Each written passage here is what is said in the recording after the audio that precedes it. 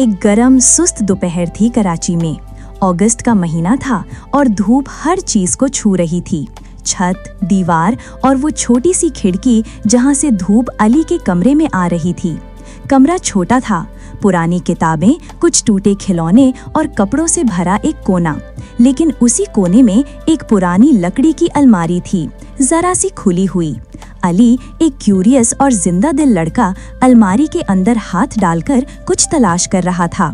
कपड़ों के नीचे से कुछ ठोकर सी लगी। उसने कपड़े हटाए और वहां था एक पुराना जंग लगा हुआ टिन का डब्बा। उस डब्बे को हाथों में उठाया और जैसे ही खोला उसकी आंखों में चमक आ गई। एक पेंसिल थी, लेकिन आम पेंसिल नहीं। उस पर कुछ पुराने अजीब नक्श बने हुए थे, जैसे किसी और जमाने की चीज हो। अली ने पेंसिल को हाथ में उठाया, गौर से देखा और फौरन भागकर अपने सबसे अच्छे दोस्त बिलाल के पास गया। बिलाल अली के कमरे में जमीन पर बैठा था। दोनों बचपन के दोस्त थे, लेकिन टेम्परामेंट में बिल्कुल अलग।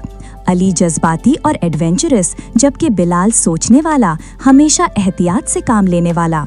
अली ने पेंसिल दिखाई और कहा, ये देख, मैजिक पेंसिल है। अगर इससे कुछ भी लिखो तो वो सच हो जाता है। बिलाल हंस पड़ा। अली, तुम हर चीज में फैंटेसी ढूंढ लेते हो।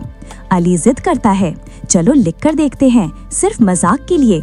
लिखो कि कल स्कूल कैंसिल हो जाए। बिलाल ने देर लगाई, लेकिन फिर उसने अपनी उर्दू की किताब उठाई और लिखा, कल स्कूल ना हो। दोनों हंस दिए।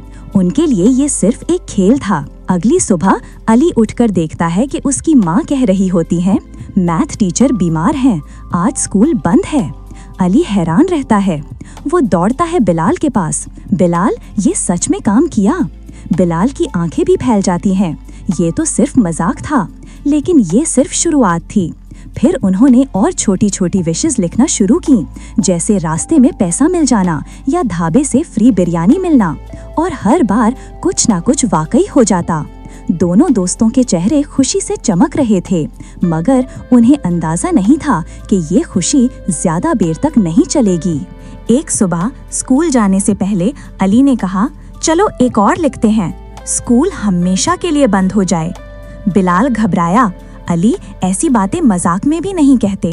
याद है टीचर बीमार हो गए थे, अब क्या हो अगर कुछ और बुरा हो गया? अली हंस कर कहता है, यार बस स्कूल से छुट्टी चाहिए, इतना सीरियस मत हो। उसने लिख दिया और अगली सुबह न्यूज में आता है, लोकल स्कूल की बिल्डिंग रात को गिर गई। सबक के वक्त कोई वहां नहीं था। जान का नुकसान तो नहीं हुआ, लेकिन तहकीक जारी है।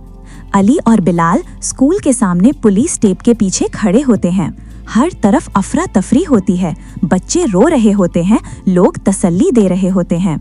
अली का चेहरा पहला दफा गिल्ट और डर से भर जाता है। अली खामोशी से टूटी हुई स्कूल बिल्डिंग के सामने खड़ा होता है। उसकी आंखों में वही सवाल था, क्या ये सब मेरी वजह से हुआ? बिलाल उसके पास आता है, धीरे से कहता है, अली, तुम सोच भी नहीं सकते थे कि एक मजाक किस तरह तबाही ला सकता है।